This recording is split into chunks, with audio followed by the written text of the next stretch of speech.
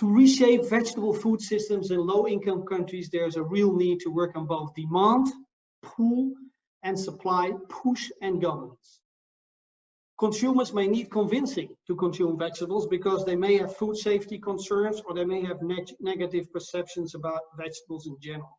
Or vegetables may simply be unaffordable or inaccessible.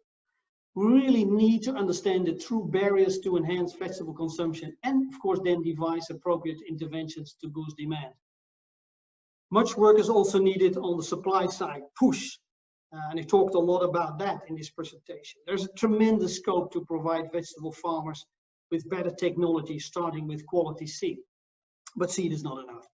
The seed needs to be accompanied by good soil and water management practices, and as much as possible rely on biocontrol and protected cultivation technology to keep out pests and diseases.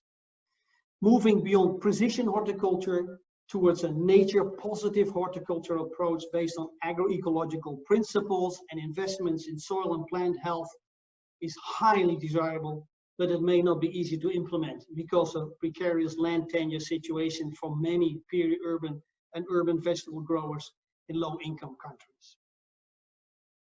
Post-harvest losses can be tackled through investments in storage, food processing, and market infrastructure, and certainly also through shortening of value chains.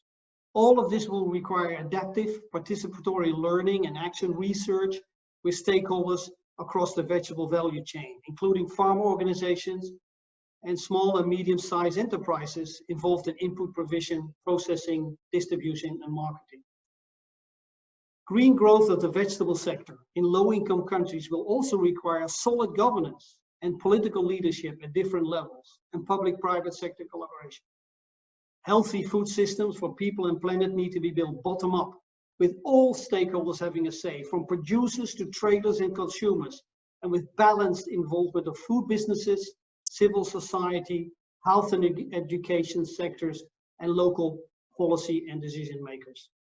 The World Vegetable Center is initiating this type of work near cities in Africa, linking urban consumers with locally and safely produced vegetables.